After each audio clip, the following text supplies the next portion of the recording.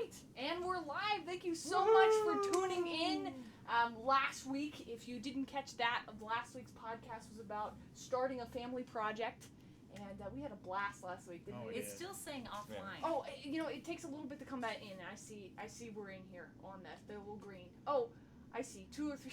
Whoa, all right. Well, if you've just joined us, welcome to the stream. If you missed last week, we talked about starting a family project. Yep.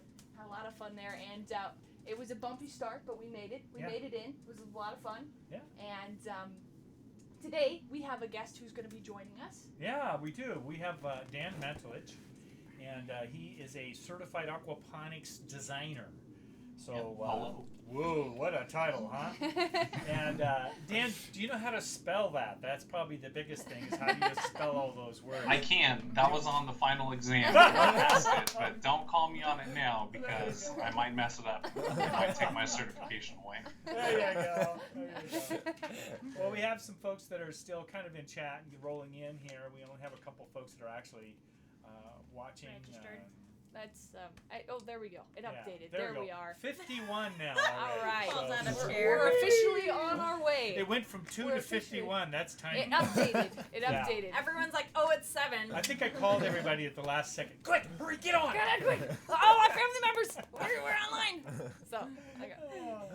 Well, Dan, I tell you what, I would like for you to, if you would, please tell us a little bit about yourself, and then give us a kind of a synopsis of what the aquaponics designer would do. Cool. Well, my name is Dan Matulich, as Gary said. I am an aquaponics designer, and what that means is I help people design gardens which utilize fish, and they prepare a symbiotic relationship between the fish and the plants that would be in that garden. So people come to me and say, hey, I want to have a little herb garden or something like that, and I'll say, that would be great if you had a little fish tank with a little gravel bed, and we'll draw them out a little draft of a system, and we'll negotiate a nominal fee, and then usually they'll build it. But for higher end things, I'm available to build structures where that garden can actually take place. And what aquaponics is, as I said, is really just a relationship between aquaculture, which is like a fish tank, and a garden. So the basic aspects of a system are usually a fish tank, where the fish live, obviously. A sump, where all the water will drain into and flow out from by way of a pump. And then different types of media beds. It can be there can be beds full of gravel, like 3/4 inch gravel, like lava rock or shale or things like that, as well as things like deep water culture beds, which are tanks that are always a little bit full of water that have a styrofoam raft kind of on the top of them with holes cut in them, where leafy greens can grow. And I first got into aquaponics because it's a great way to grow food. It is much less water intensive than like normal gardening because the water is constantly recycling all the time. It actually uses about 90% less water than traditional farming. And it tends to grow leafy greens about 33% faster. And the Brix rating on those foods is usually through the roof, which means they're high in sugar and nutrients and things like that. Good stuff. Oh, that's cool. Yeah, nice. Okay, well, great. That sounds fantastic. I mean, so it's kind of the idea is that you're a designer, if I may reiterate, I guess. You're a designer who helps folks be able to put together their own aquaponics gardens. So that's correct. Okay. So, and then you went to school for this? Mm-hmm. Okay. I actually was a hobbyist for a long time, and recently a gentleman named Murray Hollum, who's based out of Australia, started offering courses, and I was in his flagship course. And actually, if you're interested in this type of thing yourself, he has another course opening up. I believe it's on April 2nd, and you can check that out at aquaponicsdesigncourse.com if you're interested in getting your own certification. So that was how I became certified. And but yeah, I do try to help people design their own systems as much as I can. Awesome. So just as a hobbyist, if you were to grow, let me back up. Let me pick another question. If let's say we have a family of 6. Ta-da. And Hypothetically. Hypothetically so, saying. and we have teenagers who eat a lot of food. So would you design, say, a certain package of how much we might consume, and then make the systems designed to fit the amount of people and how much they might eat? Yep, that's correct. So for a family of 6, you guys would be looking at just about 35 square meters of grow space, and that would be enough to feed your family with all the vegetables and leafy greens that you would need. Now, I hate to interrupt you. What's a square meter? I'm an old-fashioned guy. I do inches and stuff like that. Yeah. Well, figure 3.5 by 3.5 feet, and okay. So if I need a calculator for those conversions, but same problem I would have. Okay. Well, I know how long a meter is. It's approximately a yard-ish. Yeah. And, I can figure that out. So. Okay. All right. Well, good. Then now you had talked about less water, which is great. What kinds of climates do aquaponics work best in? Now, really, you can do aquaponics in virtually any climate. You do have to account for a couple things. If you're in very, very hot areas, then what people will typically do is they'll dig it underground a little bit, like they'll dig about 3 feet out of the ground and use the earth to shield and insulate where the plants would be and where the water would be. If you're in very cold climates, you might consider a greenhouse to go over the top of them just to keep the plants warm. Some people have even done aquaponics in areas where they will radiantly heat the soil through either solar water heaters or things, something like that. And for the fish that you would use, if you stick with a local fish, like a fish that's native to your region, then usually they're climatized to your area to be able to survive. And so pretty much anywhere where there's fish, you can have a decent chance of being successful at this. Okay. Fantastic. Okay, like we live like on the sun, so like we're really hot out here. Just a few inches away. Just a few inches from the sun. The closest possibility to the sun. Yeah, I don't know what it is. But the idea, so the burying it 3 feet, I hadn't thought about that. That's a pretty great, awesome idea there too. And then we don't have that winter time too bad. So, Are these year-round systems too? Oh, good question. Yes, you can make year-round systems pretty easily, and usually your leafy greens, you can count on them all year round. Certain plants obviously are going to need the sunlight to really be producing, but there are some places that have been able to do tomatoes year-round fairly easily. So it really depends on the area that you're in, but you can pretty much count on leafy greens for sure year-round. Okay, like kale. Mm-hmm. Make a joke about kale. People probably like kale. I don't know. And the reason that actually works is because the water keeps the roots pretty happy. So the roots never feel like, oh, it's winter now. Like they might notice the sun's a little different, but those leafy greens will keep pumping out because the water stays in a decent temperature range.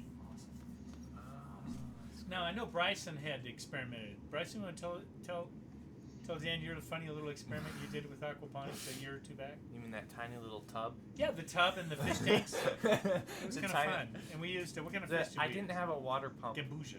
I didn't have a water pump, so I used a system where you would put air down into the water through a hose into a pipe, and as the bubbles would rise, they would take a little bit of water with them and it'd bubble up into the top, and then when the grow bed would get full, it would empty back out into the fish tank. Yeah, recycle that way up and down. And it would also oxidize the water at the same time. So I was using one pump for the whole system. But I remember I did that. I was so proud of that. But Now, you should be proud. That's awesome. Now, That is an awesome little system. Yeah. Now, Dan, what's that other thing that we wanted to do with the Fodder? fodder systems? Have you heard of fodder systems, Dan? I have not, but maybe I've heard of them under a different name. So It might be the opposite, be mother systems. So, no, fodder systems are sorry. Okay, fodder systems, if I might. No, you know what? You're better at the fodder systems. Tell us about the fodder systems, Brian. Well, a fodder system is basically a system to feed animals off of a really cheap way. Basically, you go down to like your local feed store and you pick up the grain bags with like barley is a common one they use, and then you just take and you fill tubs with barley, and you do about 7 of them, and you do one every day for the first 7 days at least. But basically, how it works is it slowly waters each tub, and over a period of about 7 days, okay, so you have each tub. So you have 7 tubs that are all get watered, and then each one is set up so that every day you have one ready.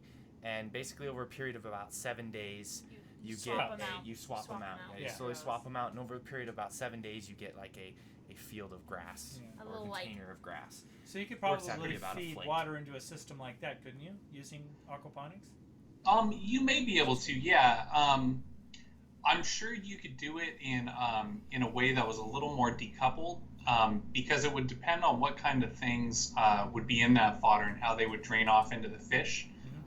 Because what's important to remember with aquaponics is that you are tending to the plants and growing the plants, but if you have something in there that the fish don't like or that maybe spikes the acidity, then you can still do those things in aquaponics, but you may do it in a more decoupled way where it doesn't feed fully back into the system.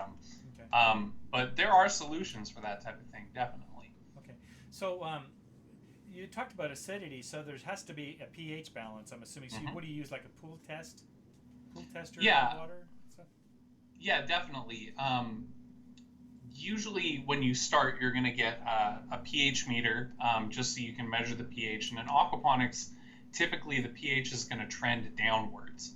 And so usually once a week or once every 2 weeks, you're going to buffer the pH up by adding in things like dolomite and a couple other things that will add some nutrients to the system organically, and also make sure the pH stays. You usually want the pH to stay between 6.8 and 7. It's funny, 7. Yeah, I was thinking 7. Now, is 7? What's pool water? Pool water, I'm not sure off the top of my head. There's but probably somebody out there listening probably knows what pool water is. Yeah. It's supposed to be at, so pH wise. Hey, so you say pool water, and I think a pool. No, swimming pool. Okay, I just want to make sure. Minus I'm the chlorine. Okay.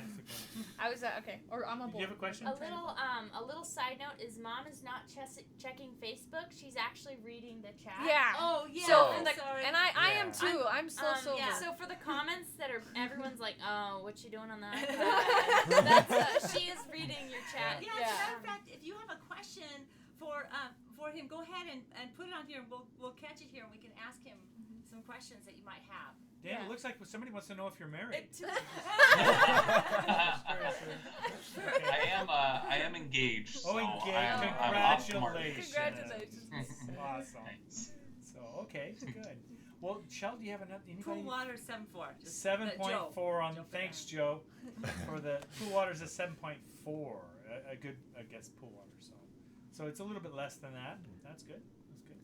So you could get in and swim around with the tilapia. You could if you wanted to. Yeah. There's some Do they people bite who at all, or I mean, are they tilapia? Yeah. I haven't A personally tilapia? swam with tilapia, but I imagine they might try to nibble the salts off you. That's usually what fish like to do. Piranha. That would be a one. Yeah. Piranha That's, would be a good yeah. one. Wouldn't swim so much with them, but they might be good for Doing Hey, aquaponics. South America, that's the way they probably build them down there. So I don't know. It's Well, you said native fish. native you know, fish. so, Piranha yeah. would be native, I guess, in the Amazon. So okay, I know that a lot of folks have ponds out here, and they do have tilapia What I missed. as a fish. What kinds of fishes? Congratulating. Fish? I'm sorry. Fish I was eye? paying attention What to type the of chat. fish eye? What types of fish and so on are a part of, would you recommend for this kind of a system?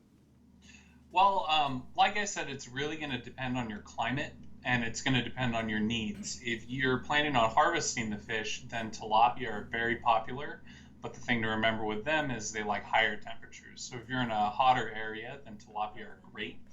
Catfish are another great fish for that same type of place. People in colder areas tend to go with things like trout or bass. They like a little bit more water movement, so you might design a system a little bit differently just to make sure that the water keeps flowing. And if you're not planning on harvesting your fish, a great one of the best fish for aquaponics really, and what's used in a lot of commercial systems, is koi. Koi or carp.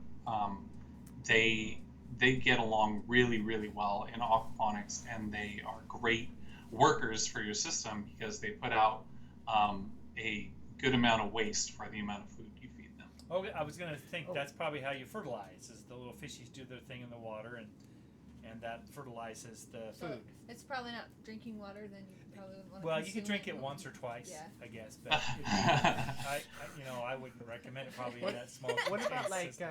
what about cleaning the fish tanks? Yeah, do you how do you clean have to these clean things? them, or are they self-cleaning because they're water Moving. plants? Yeah. Now, when you design a system, there's a couple ways you can go about it to where the waste will actually drain out of the system from the bottom of the tank. You utilize what is known as a solids lifting out filter, which basically looks like a sideways T that dips down into the bottom of the into the tank, and as the tank fills up and gets to the point where it would drain out, the force of that draining will pull up the wastes from the bottom of the fish tank, and it'll put it into your sump. Other than that, the only cleaning you really need to do is you'll clean out your gravel media beds. Depending on the type of media you use, either once every 6 months or once every 2 years, and then every once in a while you'll kind of vacuum out the muck from the bottom of your floating raft beds. But for the most part, it's pretty self-sustaining. Okay. So what's the range of cost for a system like this?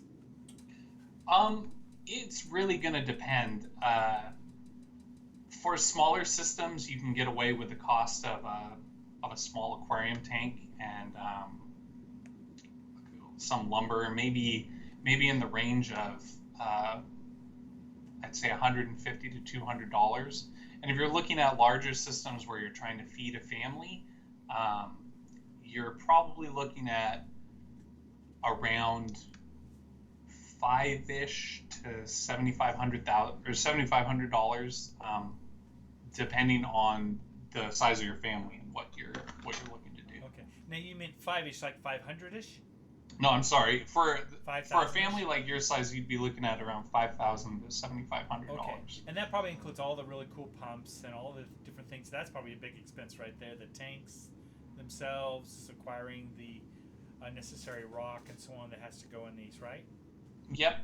That's what you're looking at for the big expenses. Just to confirm too, you had the koi. The koi were not for eating, right? You had the koi that were if we weren't planning on eating. Those are pretty fish. Because we're getting some questions on that that are coming up, but yeah, that's correct. Most people don't eat koi.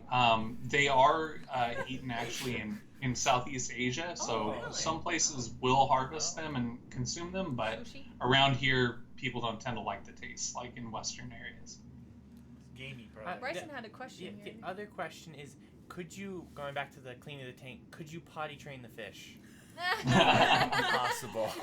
Well, I imagine you could, but probably No. wouldn't want to just for the sake of your poor plants. They'd get hungry. True. Okay. Your sanity. Oh, For the sake of sanity. toilet paper would be a mess. That's all I can say. Okay, so now, Shell, do you have some questions there? We can field it. yeah. now? Here, before this rolls off, Roland 81. That's not your dad, is it, Gare? Roland, no. Okay. Anyway. Let's see. What is grandpa's I've been calling him Dad all these years. I don't know, Roland. Okay. He's saying, could you raise trout or bass in this system? Yeah. And I think you've already answered that. I You got think another too. question?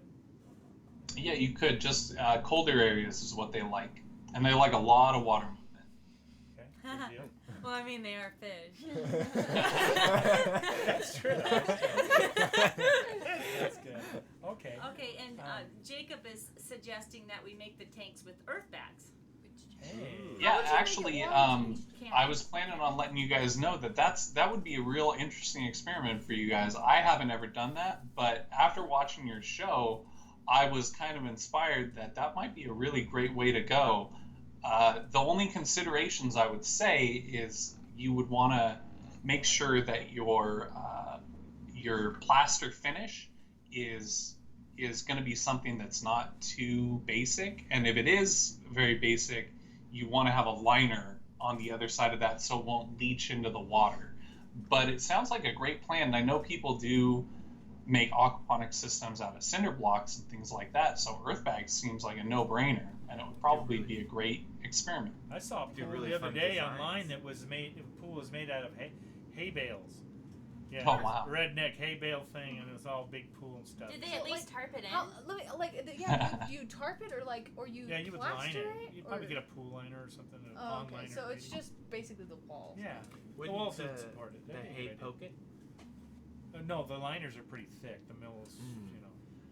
The You ones, fit- You know, it's A million hey. songs with hay has popped into my mind. Fun. Okay, I got another question or comment here from Grizz270. He's saying he's thinking that maybe the aquaponic garden is going to make the veggies taste fishy. Yeah, what do you think? Is that happening? not so much actually. Usually people will garden with things like fish emulsion, and they'll use that sometimes as a foliar spray, and that's what will make your veggies taste fishy. But typically, if you have the system running correctly, then they're going to taste like great vegetables. They're not going to taste fishy at all. Well, I mean, you can always just add a little tartar sauce or something on there. Tartar sauce Little fixes flavor. everything. Or wait, yours is It's like ranch. hot sauce. Ranch Oh. on everything. Yes, That's ah. it, ranch. I have an obsession. Here's a Ranch good is good. question Unhealthy. too Okay. from Joe Hayden. He's asking, what about a boat setup? If someone was living on a large boat, Interesting. yeah, there are some out there. Joe may be one. That would be fun. Yeah. Why don't do that? If you were in a freshwater, like on a boat in freshwater, then it would be pretty great. There's ways that you could have the water maybe pumped up from the lake itself. You would just have to double check and make sure that the water is going to be suitable before you start doing the pumping. But yeah, there's no reason that you couldn't do a system on a boat, especially. If I recall correctly, I don't know a whole lot about boats or sailing, but from what I do know, there are water purifiers on a lot of boats, and if that's the case, then you could do it in salt water, I'm sure too, to have a nice constant fresh herb garden on your boat. That'd be cool. Do we have any other questions or? I'm not catching them. There are. I have seen one a couple times, and they asked if we're collecting the water off of our roofs when it rains. And because we're in such a sunny, dry place, yes, any rain that comes down needs to stay in the buckets. Yeah, and we So, actually all of our cob is we wet it down with the rainwater that we catch because we don't have the kind of roofs that would need to be able to drink it. Yeah, We have kind of a in some of the Without new buildings purification. now, your guys is like ours there- would be fine. we haven't got the gutters up yet, but that's in that is the yeah. future plan because we'd like But to we catch do have and rain preserve. barrels We everywhere. try to catch Yeah, as rain much water is as something we we're can. like, oh my gosh, it's falling from the sky, catch it quick. Yeah.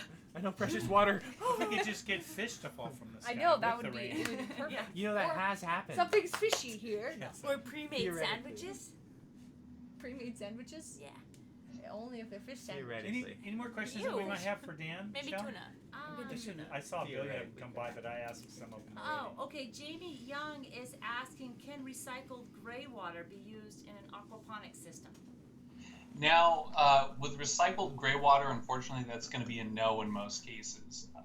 The fish are very, very sensitive, and one of the great things about aquaponics actually is that you can tell if your system's being maintained organically if the fish are alive, because if you're adding in things like I'm sorry, I didn't chemicals, if you're adding in chemicals of any sort, then the fish will die very quickly, and things like that might make it into gray water, like if you have too much ammonia as like a cleaning product or something like that ends up in the gray water, the fish will die very, very quickly.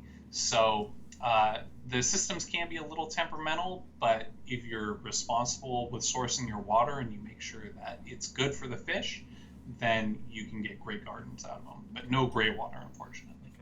Okay. We could. That was a good do question. One more. This is, One Yeah, I more think we got- question, we got and then time we're for gonna one have to more. wrap up okay. here. M. Hales is asking, how much CO2 do you need to put into the water?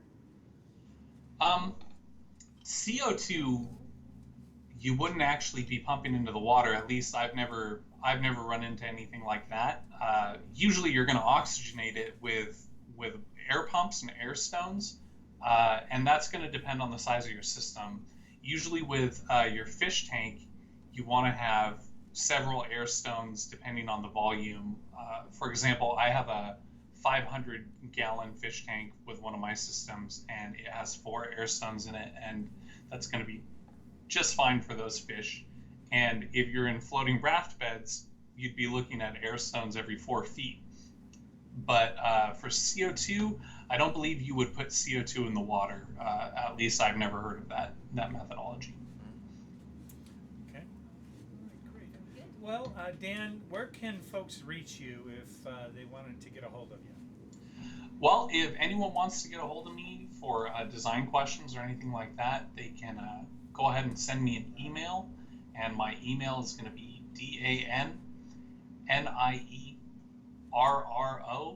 danierro@gmail.com. And I'll be able to answer any questions that they might have. If they are interested in a design or anything along those lines, then I'd be happy to help them out. We'll be sure to put that email down in the description too if you're interested in contacting Yeah. you. Do the old Yeah, copy that or sounds- paster. So, because That sounds great. I would appreciate that. Well, we sure want to thank you for being a part of our podcast today. Yes, thank you so much, Dan. So awesome. The things you're doing. We have wanted to plan one at some point, and so we'll get around to it. If we could just stop building these things. Might have Well, time for be stuff sure to keep in touch when you do, because I'd love to help you guys out with that. That'd be We awesome. could build one Fantastic. inside of a house. Yeah, okay. In the wall. Let's. You could. That would be very cool. I actually thought that would be awesome if Yeah. we did like an aquarium house. With the You sharks know, in there. what and I stuff. wanted Yeah. was a shark floor, like Yeah, just Oh, shark. a yeah. giant pit, and then just like killer sharks. But I just don't think it'd be enough room. You know? All right. Well, thanks again, Dan. Thank you Hey, so much, Shell. No problem. Excuse me. Shell, any other questions outside of aquaponics Oh, there you might want to feed us if there's. Does anyone You love take us? one or two there. Can you talk for a minute? I'll find something. Yeah, I can. Oh, he How- must be gone. Yeah, he- Something Yeah, happened Dan there. took off. So- So Thank you thank you, again, Dan. Dan. Really appreciate Um, it. How do you reach each one of us real quick? You're at. I'm like, you mean Soul Silver, like my Yeah. my channel, my YouTube channel is called Soul Silver, and right now I'm doing mostly speed art videos because I run an artwork business. At least currently on the side, we're wanting to get into full-time production of musicals and animations and all that kind of good stuff, which is what we're kind of transitioning into. Okay. But I'm Soul Silver. I kind of popped in there a few times because I'm just reading chat, so Okay. that's me. And Bryson, how can they get a hold of you? My channel name's Science Made Funner, Science Made, and then Funner, FUNNER. You know, the And word. all one Homeschooled, word. spelled correctly. Yeah, it's now a word actually. Just Okay. wanted to say that. Okay. Anyway, Officially. and I just do 3D prints on my channel. 3D Pretty- prints, lots of pretty fun basics. stuff. I do all kinds And of Shay? stuff. I'm Winter Apple, like, yes, like the words. It's winter_apple. You'll probably never be able to find it because it's tiny. It's gonna get bigger. We're gonna do some Really? stuff on there. We're really Yeah. excited It's about some about, future content. I do a lot of, like, cosplay anime stuff. If you don't know what that is, look it up, ruin your life. It's good. Yeah, you don't need the rest of your life. Just look it up. Musical stuff too. Right? Yeah, we're gonna be doing some Oh, musical yes, stuff on yeah. there too. We're working on one right now. We're really We do, excited about me and Bree have a couple song covers on there. that. Oh, do we? Yeah, That we do, because in my CMVs, they're Oh, covers of songs we did. Oh, So, yeah. because you want to hear us sing. How do we get a hold of Garen? He is We Mr. don't. Off and On. No, we don't. We don't. As Mr. Off and On, and he does car-related videos mostly, but he If does you some ever need to fabricating. fix a He car, did, yeah, he's the he one did to a, go to. Yeah, and he did Good he did a snowboard bench Oh, he's yeah, done, okay. and a Which is snow pretty bike. cool. He's done all kinds of really fun stuff He too. does fabricate. Yeah, I think he's gonna get it. And if you Probably want more. to, I don't know. if you want to find us all and not go through the work of like finding our channels, we do have a website. called My Little Homestead. .com. Yeah. And the channels are on Yeah, the the right. channels of the You suggestions. can see all of our All the names. On the channels. channels. Every video that comes And out channels, does too. eventually get an article and get put on there. You want a question? Yeah, I have let's go. one last thing that we want to do. Today is Bree's birthday. So That's That's right.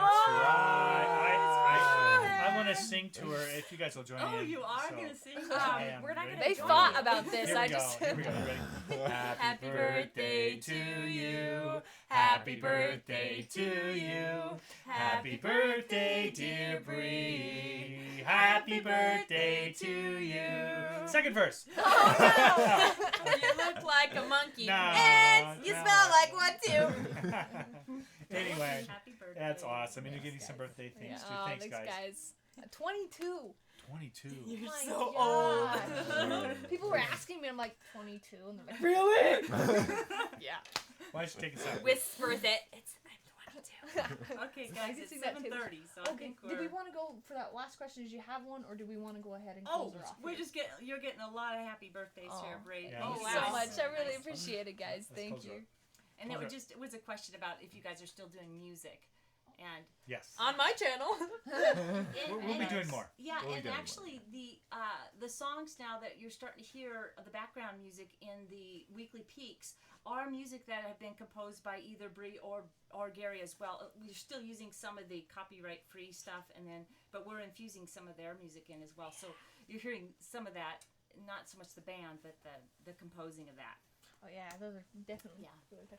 Okay, well, I think that we're gonna go ahead and close off this week here. We're gonna be back again next Wednesday, though, at the same time, 6 p.m. Eastern Pacific. I'm sorry, I'm all on Eastern time. Pacific 6 time. 6 p.m. Pacific time. Yes. Wednesday again. I think we're gonna set another reminder, and you can tell YouTube to remind you too when we set up the event. I would guide you to it, but I don't know where it's at. I just know it's there. So if you happen upon it, you could do that too, and it'll alert you when our next when it's gone live or something like that as well. I'll have a little bit more info on that next week. But anyway, thank you so much for joining us, and stay tuned for Fridays. And support us. Oh yeah, and we have a Patreon too. If you're interested in becoming a sponsor of our family, we always really appreciate that. But again, the supports, the love, and the comments, we just So cool. it just The comments gives are us so always much so much fun. encouragement whenever It we're is. doing this stuff, and we just Inspiring. We so read appreciate close you. to all of them. Yeah, we do. Everything. Yeah, So so- it does It really does eventually mean get so seen much to whether us. it's responded to or not. Yeah, thank you. Anyway, thank you so much, and we will see you hopefully back with us again Wednesday or Friday, because Yes. there's a new video coming out. Yeah, a Weekly new Feed. video on Friday coming out. So. You know that's All right. right, Thank you so much, All right. guys. Thank you. Bye. Bye.